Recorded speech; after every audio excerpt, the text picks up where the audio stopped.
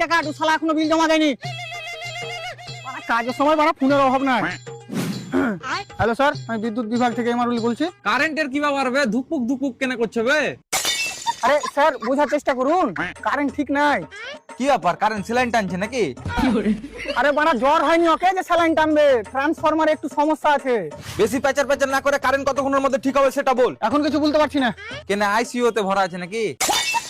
আরে আবার আরেকটু তো শীত পেসকারের ঘুষি উল্টা করে দিব। বললাম কতক্ষণের মধ্যে কারেন্ট আসবে। দেখো তুমি যা ইচ্ছা তাই করো গা, এখন আমি কিছু করতে পারবো না, এখন ম্যাগ হয়েছে। তুই এক কাজ কর, হারগে বাড়ি পেছন দিকখানে পেঠা, এখানে প্রচুর রোদ। ওদিকে বৃষ্টি হয়েছে, কোনটা আবার সর্দি ফর্দি লেগে যাবে। এই তুই এক কাজ করবো না, ফোন কাট। কেনে? তোমার খেপা নাকি বে? হ্যাঁ আমি তো খেপা, যাত্রার গায়ে ছুপ দিয়ে দিই। ভাই তুই আমাকে ক্ষমা করে দে। স্যার ঠিক হয়ে গেছে। ঠিক হয়ে গেছে? এবার তো খুশি হয়ে যা ভাই, কারেন্ট ঠিক হয়ে গেছে দেখ। ঠিক হয়ে গেছে, তুই এক কাজ কর, কারেন্ট পেঠাবার আগে রাস্তায় 2-4 কিলোমিটার চালিয়ে দেখেলে, আবার কোনটা রাস্তায় খারাপ টারাপ হয়ে যাবে।